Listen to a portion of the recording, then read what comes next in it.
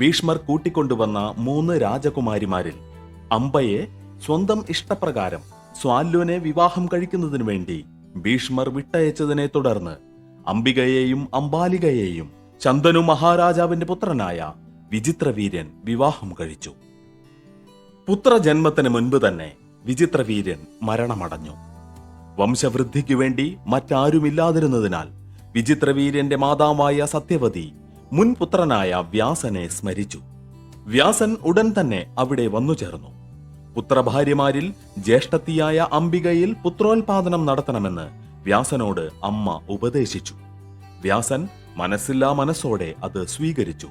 പക്ഷേ ജടാവൽക്കലധാരിയായി കൃഷ്ണവർണ്ണനായ വ്യാസനെ അംബിക ഇഷ്ടപ്പെട്ടില്ല. എങ്കിലും മാതാവിന്റെ നിർബന്ധം കൊണ്ട് അവൾ മനസ്സില്ലാ മനസ്സോടെ വ്യാസനെ സ്വീകരിച്ചു.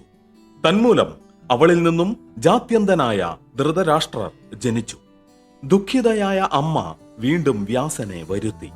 അമ്മയുടെ നിർദ്ദേശം അനുസരിച്ച് അപ്രാവശ്യം അംബാലിക വ്യാസന് വശഗതയായി. സംഗമ സമയത്ത് അംബാലികയുടെ മുഖം വിളറിയിരുന്നതിനാൽ അവൾക്ക് പാണ്ഡുരവർണ്ണത്തോടുകൂടിയ ഒരു പുത്രൻ ജനിച്ചു.